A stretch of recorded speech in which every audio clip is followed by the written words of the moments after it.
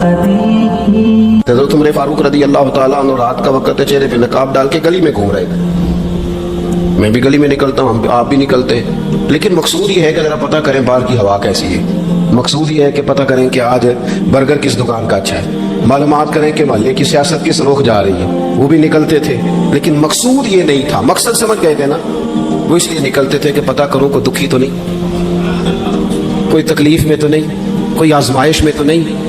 دیکھیں نا، کام وہی ہے، میں بھی کرتا ہوں، آپ بھی کرتے، ساری دنیا کرتی، لیکن وہ ایکم احسن عملا، کردار کس کا ستھرا ہے، ذہن کس کا اونچا ہے، ذوق کس کا بڑا ہے. زندگی وہ بھی بتا گئے، ہم بھی گزار رہے ہیں، لیکن وہی کمزور باتیں اور وہی روایتی گفتگو اور وہی لب و لہجہ اور وہی دنیا داری کے مخصوص ہی ہماری گفتگو، فلاں کیا کر رہا ہے، کہاں پہنچ گیا.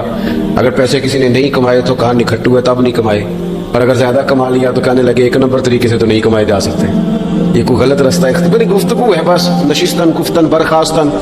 تو اعلیٰ کام، اعلیٰ کردار ان لوگوں. حضرت عمر گزر رہے تھے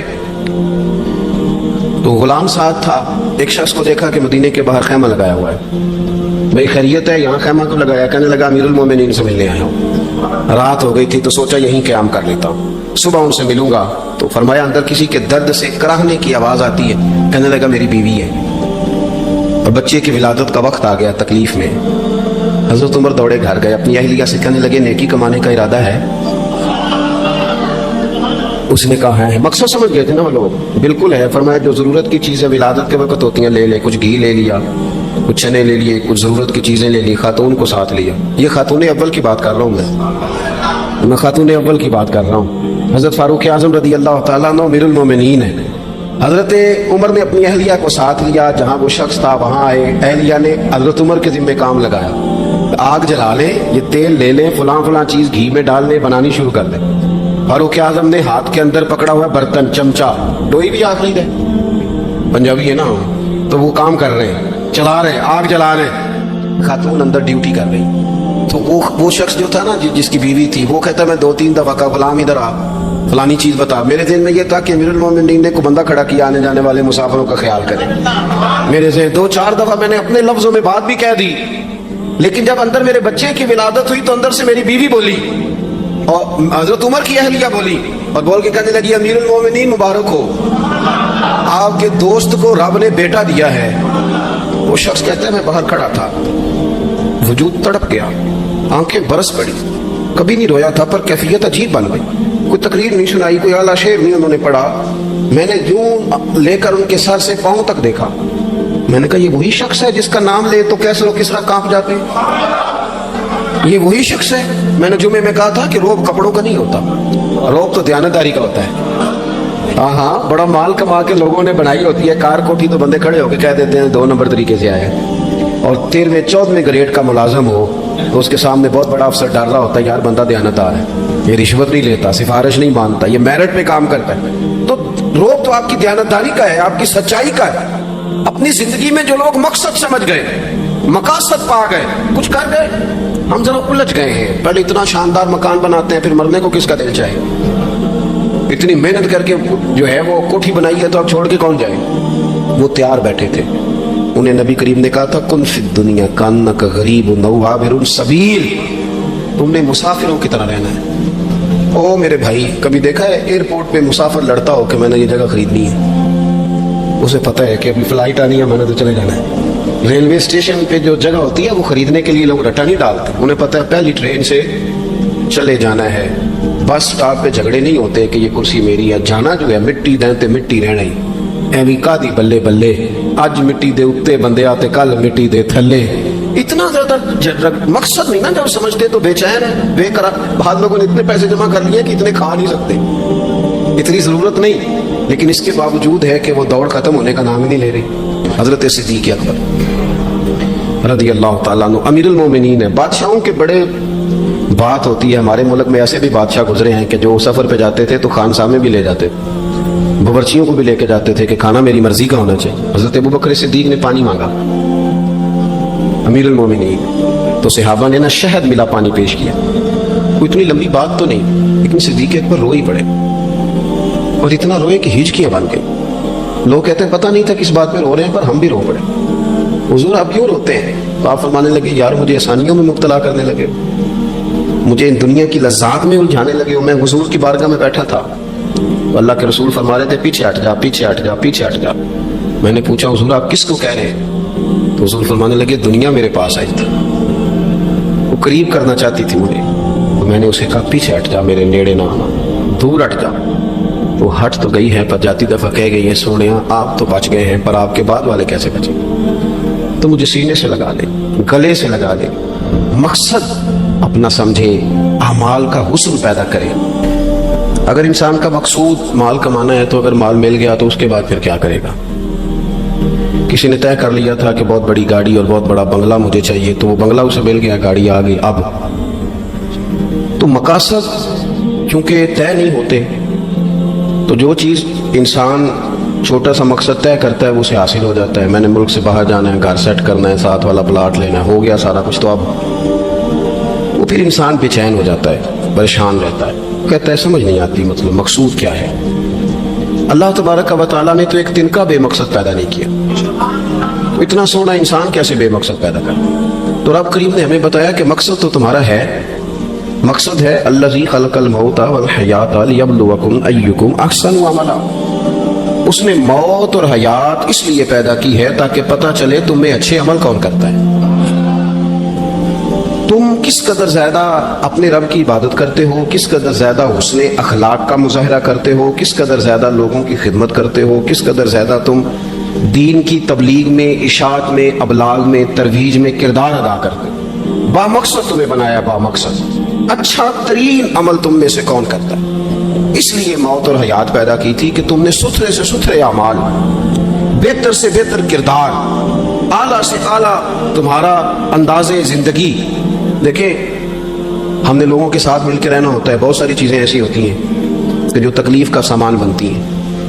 اب انہی لوگوں کے ساتھ اللہ نے ہمیں مل کے رہنے کا حکم دیا, ان کے حقوق ادا کرنے کا حکم دیا, تو ساتھ ساتھ نا درگزر کا بھی کہا, معافی کا بھی کہا. جب انسان معافی کر دینے والا ہو جاتا ہے, درگزر والا ہو جاتا ہے, تو پھر وہ بڑا ہو جاتا ہے, بڑے دل والا ہو جاتا ہے, بڑے حوصلے والا ہو جاتا ہے, بڑے ضرب والا ہو جاتا ہے, اس کی زندگی حسین ہوتی. تو یہاں آئے تھے کچھ کام کرنے, وہ جو ہم نے مقصود بنائے تھے نا, مطلب اچھے کپڑے, اچھی دنیا داری, اچھی گاڑی, اچھا موبائل سیٹ, وہ چونکہ مقصود نہیں تھا تو ان چیزوں کے حصول کے باوجود بھی لوگ پریشان. مقصود یہ تھا کہ بہترین عمل, سونا عمل, اعلیٰ ترین عمل میرے رسول پاک صلی اللہ علیہ وسلم کے غلاموں نے نا وہ عمل کر کے دکھایا. اعلیٰ ترین مزاج رکھتے تھے اور اعلیٰ ترین خدمت, یعنی لوگ ان کا کردار دیکھ کے نا, کردار اور عمل دیکھ کے, ہم تو لمبی تقریریں کرتے ہیں, باتیں کرتے ہیں, بڑا کچھ بتانا پڑتا ہے, لیکن وہ بس تھوڑا سا نا لوگ ان کے پاس اٹھتے بیٹھتے تھے, آتے جاتے, اتنی دوڑ ہے کہ آگے بڑھ کے اور لینا ہے, اور لینا ہے, حال میں مزید کا رٹا. وہ سمجھ گئے, ہم نا اڑے ہوئے. بہت سارے لوگ ایسے ہیں جنہیں صحیح بات کا پتہ چل گیا ہے, وہ فیصلہ کرنے میں دیر کر رہے ہیں. انہیں سمجھ آ گئی ہے کہ بہتر یہی ہے کہ میں وقت پہ مسجد آیا کروں. انہیں سمجھ آ گئی ہے بہتر یہ ہے کہ سویرے اٹھ کے نا واٹس ایپ بعد میں دیکھوں, پہلے قرآن پاک کی زیارت کر لیا کروں. سمجھ انہیں ہے, سمجھ ہے کہ باتیں زیادہ کرنے سے بہتر ہے درود و سلام زیادہ پڑھا جائے. پتہ انہیں ہے, فیصلہ ہی نہیں کر رہے, ارادہ نہیں بنا رہے, توجہ نہیں کر رہے. جب بہت زیادہ بندہ دنیا داری میں الجھ جاتا ہے نا, بہت زیادہ, آسانیاں تو بندے کو جینے نہیں دیتی. پہلے انسان کہتا ہے کہ موٹر سائیکل ہو جائے نا تو چلو سفر آسان ہوگا, پھر موٹر سائیکل کہتا ہے ٹائر 2 ہیں, 4 ٹائروں والی ہونا, چلو مہران ہی ہو جائے, خیر ہے.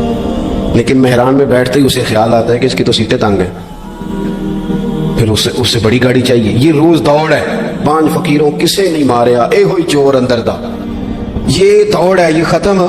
حضرت ابوبکر صدیق رضی اللہ تعالیٰ عنہ امیر تھے. ہمیں تو نا جی ایک سے ایک کھانا, اور آج یہ نہیں کھانا, آج میری مرضی کا کھانا, یہ میری مرضی کا, یہ میرے بچے کی مرضی کا, یہ فلانے کی مرضی کا. وہ خواہشات کا انبار, اور نفس بچے کی طرح ہوتا ہے, خواہش پوری کرو تو فوراً ہی دوسری بھی بتا دیتا ہے, دوسری پوری کرو تو تیسری کی بھی خبر دے دیتا ہے. ہم نا کیونکہ الجھ جاتے ہیں, پھر وہ الجھاؤ ہمیں باہر نہیں نکلنے دیتا. اگر تھوڑا تھوڑا کر کے, میرا مطلب یہ ہے کہ زندہ رہنے کے لیے روٹی کھانی ہے نا, مثلا روٹی کا لطف کتنی دیر ہوتا ہے, اتنی دیر منہ میں چباتے ہیں, اس کے بعد ختم. تو کپڑا تو پہننا تھا بدن چھپانے کے, اس میں وہ کدھر سے آ گئی ساری کہانیاں جو آج بن گئی. اور اتنے میں نے عجیب و غریب نظام دیکھا ہے کہ نوجوان ہے, اچھا بھلا سیاح آدمی, کپڑے اس نے تازے سلوائے ہیں, اور 99 لوگوں نے کہا صحیح لگ رہا ہے, صرف ایک نے کہا نہیں ٹھیک لگ رہا.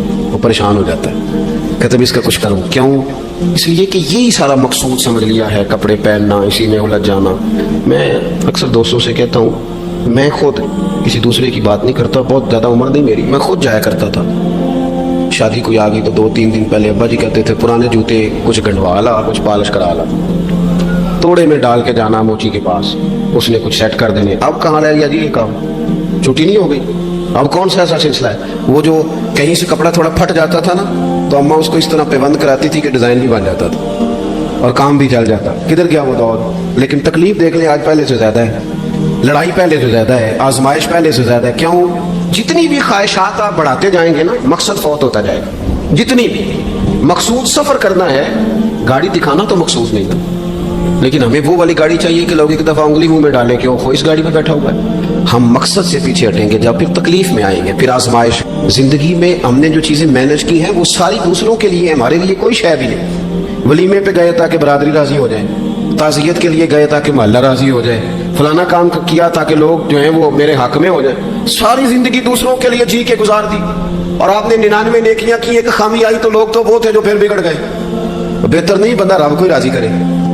واللہ ورسولہ احق ان یرضوا، اللہ اور اس کے رسول کا زیادہ حق ہے کہ انہیں راضی کیا جائے، ان کا زیادہ حق. اپنی زندگی میں معاملات کو ترتیب دیں، ایک مخصوص ذہن بنائیں. اتنا سویرے قرآن شریف پڑھنا ہے، اتنا درود پاک، اور یہ راز ہو ہمارا اور ہمارے رب کا.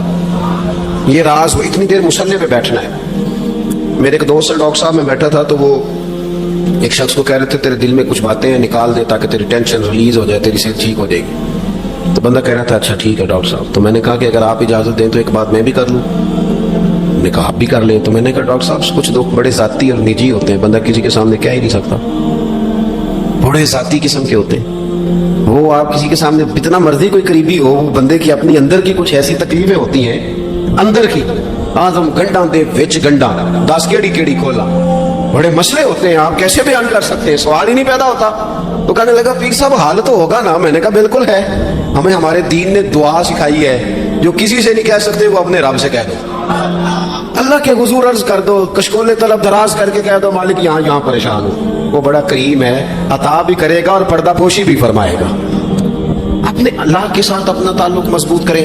اپنی زندگی میں حسن اعمال کا پیدا کریں، اعمال کا، کہانیوں کا نہیں، باتوں کا نہیں، تصویروں کا نہیں، نئی سے نئی پکچر کا نہیں، اعمال کا. اور خوبصورت ترین طریقہ ہو. دیکھیں نا مشکل سے بھی تو نماز پڑھنی ہے نا. سویرے ابا بڑے غصے میں تھے تو پھر مجھے اٹھنا ہی پڑا، تو اس طرح بھی تو پڑھنی ہے. تو اگر بندہ ذوق سے اٹھے اور ذرا سونا کر کے وضو کرے اور ذرا صحیح کر کے مصلی بچھائے اور سجدہ کرے تو ذرا ذوق سے کرے. مجھے سوز دے، مجھے ساز دے، مجھے نیم شب کا نیاز دے، دم سجدہ خود کو میں توڑ دوں، مجھے ایسا ذوق نماز دے. اس ذوق کے ساتھ آگے بڑھے. مقاصد جب بندہ سمجھ جاتا ہے نا، مقاصد، پھر اس کے لیے آسانی ہوتی ہے. میں نے عرض کیا تھا زیادہ باتیں نہیں کرنی، مقصود تو ایک پیغام دینا ہے. اب ہم نے جانے والوں کے لیے کیا کرنا ہے؟ ایک تو یہ کہ اپنا مقصد ٹھیک کرنا ہے کہ جو رخصت ہو گئے اپنے بزرگوں کو نا یاد رکھیں. اصل کام ہے ان کو بول کے بتائیے. سال کے بعد ختم بڑی اچھی بات ہے، سسما ہی ششما ہی سیما ہی سب ٹھیک ہے، ان کو یاد رکھیں. حضور نہ یاد رکھتے تھے، اپنی والدہ کا ذکر کرتے، اپنے والد کی بات کرتے، اپنے دادا کا ذکر کرتے. اپنے جانے سیدہ خدیجہ الکبریٰ رضی اللہ تعالیٰ عنہ وصال کر گئی تو حضرت عائشہ کہتی ہیں حضور اکثر گھر میں ان کا ذکر کرتے. اپنے بزرگوں کو یاد رکھیں، ان کا ذکر کریں. ان کو نا والد کے لیے نا والد ہونا شرط ہے، پی ایچ ڈی ہونا شرط نہیں. والد کے لیے والد ہونا شرط ہے، مفتی ہونا شرط. والد ان پڑھ بھی ہو تو بچے کو سمجھانے کا سلیقہ سے اللہ اسے عطا کاری دیتا ہے. ماں بالکل ان پڑھ بھی ہو تو بچوں کو سمجھانے کا طریقہ اللہ اسے ان سے سیکھیں. میرے والدہ اور والدہ دونوں اپنا نام نہیں لکھ سکتے تھے، تو میں اپنے دوستوں سے کہتا ہوں مجھے کبھی موقع ملے تو میں کئی جلدوں میں کتاب لکھ سکتا ہوں اپنے ماں باپ. اس لیے کہ وہ جو ہمیں سکھا گئے، جو بتا گئے، وہ انہی کا خاصہ. تو اپنے ایک تو جانے والوں کو یاد رکھیں، دوسرا ان کے لیے دعا کریں تو درد سے کریں، سونی کر کے کریں، صحیح کر کے کریں، اکیلے بیٹھ کے کریں. دعا کا سب سے زیادہ تعلق آپ کے دل کی آواز کے ساتھ ہوتا ہے. اور جس طرز میں حضور نے ہمیں حدیث سکھائی ہے نا، اس رنگ میں کبھی آپ حدیث کو سیکھیں، سمجھے نا. حضور فرماتے ہیں جس طرح دریا میں ڈوبنے والا سہارا تلاش کرتا، دریا میں اسے کتنی کو جلدی ہوتی ہے، غوطے لگ رہے ہوتے ہیں. وہ اس طرح کا نہیں ہوتا کہ میں عصر کی نماز کے بعد پھر آؤں گا تجھے نکالنے، اس طرح تو نہیں نہ ہوتا. دریا میں ڈوبنے والا جس طرح کشتی سہارا تلاش کرتا ہے. حضور فرماتے ہیں اس طرح قبر میں جانے والا دعاؤں کا انتظار کرتا ہے. آپ نے دیر کر دی دعا مانگنے میں, ختم دلانے میں دیر کر دی. خود صبح شام ہمہ وقت دعا. ابھی آپ آیتیں سن رہے تھے سورہ ابراہیم کی, اللہ نے نماز میں رکھ دی ربنا اغفر لی ولوالدی وللمؤمنین یوم یقوم الحساب. ایک تو نے یاد رکھیں, خوب دعا کریں. اور دوسرا